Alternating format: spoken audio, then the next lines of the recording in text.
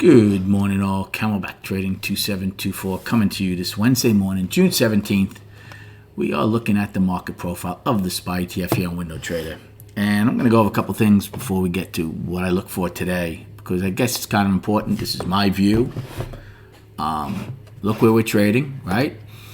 After taking back a good part of the gap, only to have it flush out, get the algos all agitated, and then trade 10 wide. We're back again looking to take out yesterday's high and get into the gap. So a couple of things I want to talk about. What happened here, and this is the market as of today and how it trades. C and D flushed out. Yes, we had weak longs, and yes, the catalyst was Powell saying something. But there's huge differences. This is what the market's made of.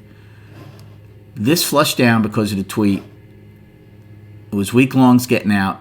It was short-term traders getting out. They got to a very visual area, closed the gap, didn't even get to the previous day's value, and then just went back up.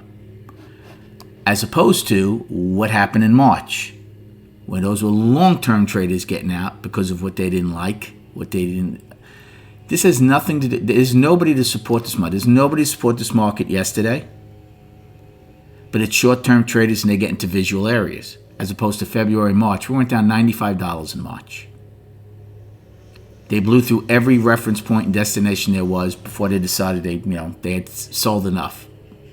Plain and simple. There's nobody supporting this market. There will never be anybody supporting this market except the Fed. Earnings do not matter. Global unrest doesn't matter. Internal strife in our own country does not matter. The only thing that matters is the Fed right now. Plain and simple. It's the most rigged game in town. They still have a tremendous amount of ammo. They have negative rates. They'll buy stocks or ETFs. So until that game ends, yes, you're going to get tremendous flush outs. They'll be vicious. Yesterday was pretty vicious, right? We went down $8 in 2 time frames. That's vicious. We went down $95 in 1 month. That's vicious. But the bottom line is, until they stop their game, you're always going to get it just to grind right back up. And it's important. It's just important to know that. So, for this morning, upside destinations. Now, H, we had a bad tick in H, and that's why it shows it all the way up here. J was higher than H's range. I was using that as an afternoon rally high.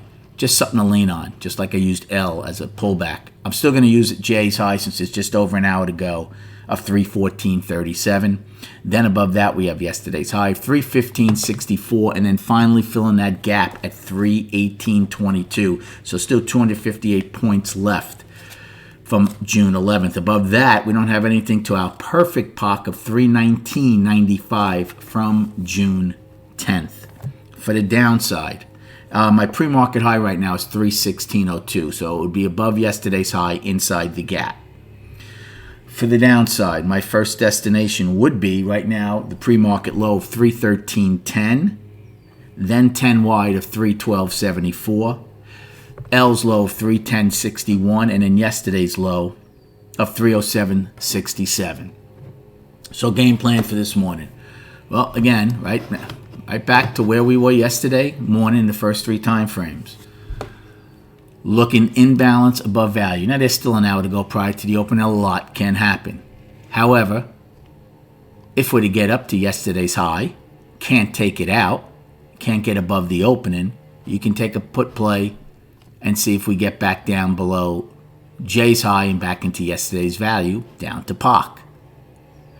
If you pop yesterday's high, get into the gap, taper off tremendously, come back inside yesterday's range, below the yesterday's opening and below today's opening, again, you could take a short play back to possibly POC.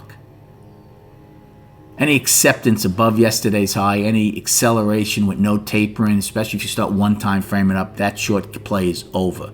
But for now, that's what I would look. As far as a call play, right here, it's a very tough one. You're below yesterday's high, you still have a decent sized gap above. Now in the next hour, if we gap higher and hold the gap and start eating away at the other gap, well, then you could take a call play because you know you're out. It would be if the gap filled. Or in the next hour, if we're to open, push down, get POC, get rejected, certainly do not get accepted into M period, then again you can take a call play. But it would be in value and balance.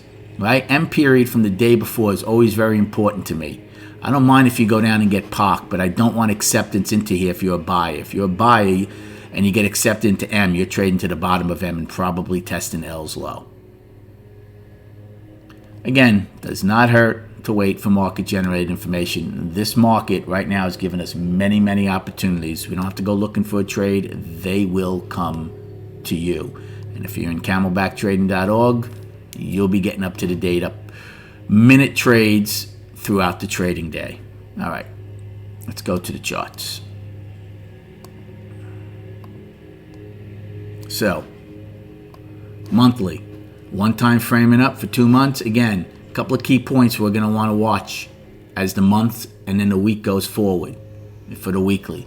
So, the monthly 313.84, that's March's high. By the end of June, the buyers would certainly like to close above 313.84. Would be one-time framing up with the next destination, the all-time high. And don't forget, the all-time high is in the pre-market and the after hours. That's never held. Okay? So that's the goal of bulls, to close above 313.84 in the monthly. Weekly, still calling it balance to down since we took out the previous 2 weeks' lows. However, we're firmly back in balance. As far as I'm concerned, the bulls' goal is to stay above the 302 level, 302.60 level. Right now, we're well above it, but again, there's still 2 days left in this week. So again, the bulls coming back the way they did, very, very healthy. Daily, total balance, right? They wanted to stay above 312.15. They did yesterday, right? Even though we filled the gap, we stayed above this 3-day balance. They stayed above it. It's a 4-day balance, right? Right now, yesterday's high is the top of that balance. So if you take that out, we'd be one-time framing up now, right, for 2 days. And then that gap is your main focus before you attack this 4-day balance. Now, very, very important. The SPY goes ex-dividend tomorrow. It's going to be, I'm not even sure what it is, $1.30, $1.40. So it absolutely disconnects from the ES for a couple of days, at least profile and chart-wise. So that's something to keep an eye on. Again, usually it seems on options expiration, especially the week of the dividend, that the market tries to trade up because people like buying this for the dividend, even though the yield is pretty horrible. Good luck trading today. Trade what's in front of you. Doesn't matter anything else. You have to trade what's in front of you. Have a great day, and we'll recap at 4 p.m.